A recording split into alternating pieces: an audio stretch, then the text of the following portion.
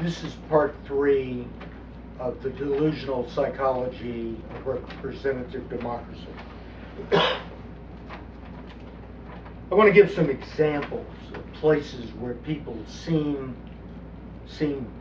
to have an aptitude for democracy. One is Iceland.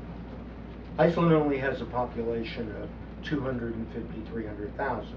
A great many people know each other. Apparently everybody in the country is related genetically. But they also have a culture where there's basically a view of people as equal and have a right to express themselves.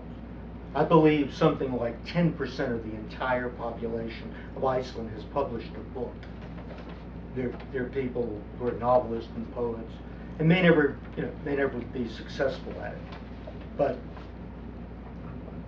this kind of thing is encouraged.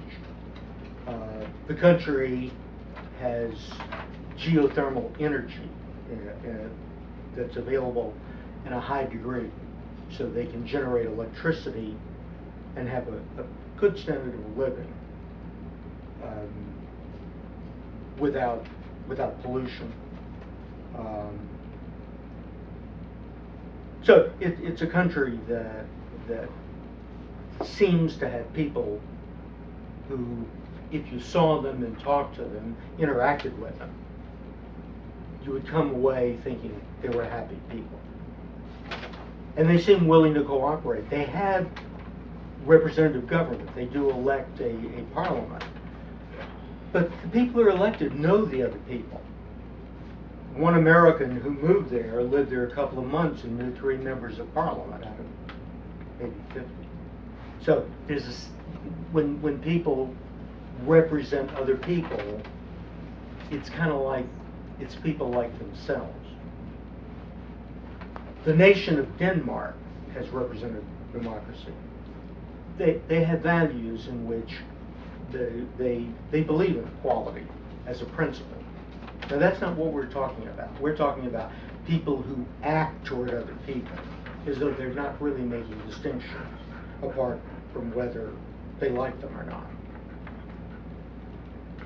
And in the nation of Denmark, they have a multi-party representative democracy.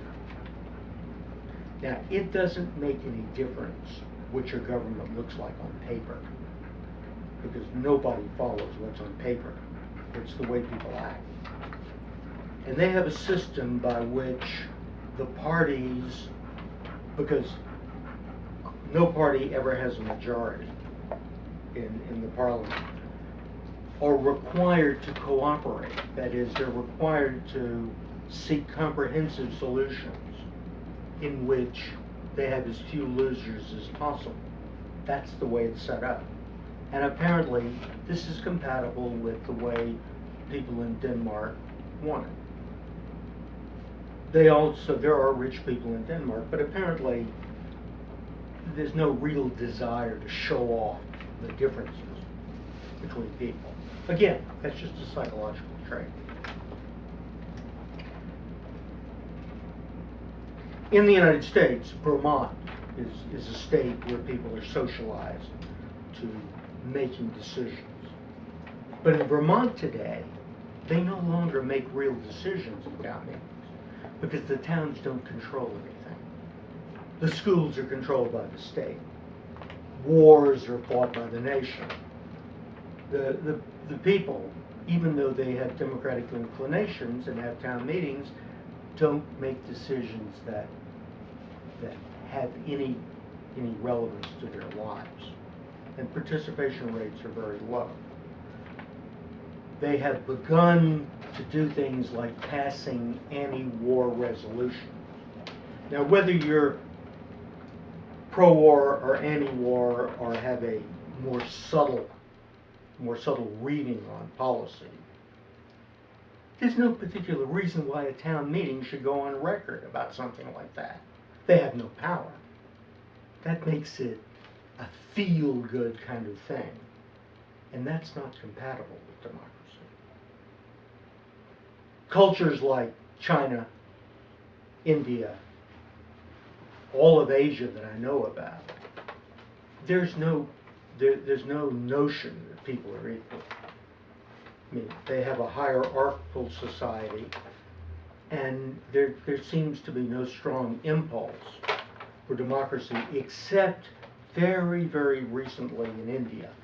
That's something I read recently, that the towns are being empowered, people in villages are being empowered.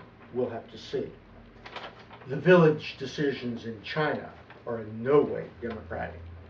They're essentially farce. Singapore, which is a small country and could have a democracy, and has that farm, is basically authoritarian, supposedly for security.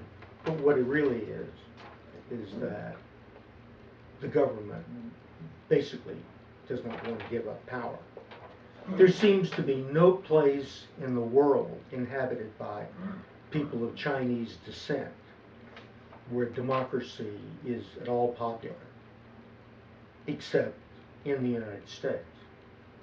So my sense is that people who leave India to come to the United States, who in the past left China, left Japan, came here, are people, who are susceptible to democracy, who have an aptitude for that, and certainly have an aptitude for free enterprise.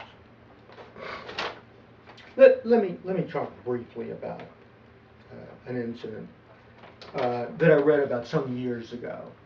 Japanese Americans living on the West Coast, when following the attack on the U.S. harbor at Pearl by the Empire of Japan, were forced to liquidate their property at ridiculously low prices and moved inland into internment camps. That's been given a lot of publicity, and basically it's considered by most people to be a black mark in American history. What is not publicized so much is that Japanese Americans not living on the West Coast were not interned. Japanese Americans living in Hawaii were not interned, where Pearl Harbor actually was. And in the internment camps, Japanese Americans who wanted to fight in the U.S. military formed a distinguished military unit called the 442nd Regimental Combat Team, which was the most decorated unit in the Second World War. In the internment camps, the people living there, my understanding is they govern their own camps. That is, they didn't have an input. What they had was a system of people making their own decisions, even though they had been greatly abused and their civil rights had been egregiously violated. In these internment camps, the internment camps were self-governing. And it's my understanding that people who wanted to work in neighboring farms could leave the camp. In 1944, everybody was permitted to leave the camps, but the people living there believed that the anti-Japanese sentiment was so great that they would face horrendous discrimination and maybe be in danger. Yeah. So, where you have an internal impulse to be self-governing, to basically make decisions as a community on matters where people are interdependent, or where they can get together. The only way they can have, for example, a library system which encourages literacy and provides a lot of other services, is to have a community pay for it. Under these circumstances, you get something that we could call democracy. Anybody who's elected at the moment of election becomes somebody for whom other people are subservient, somebody whose ambition is in control, and that's not democracy. The end.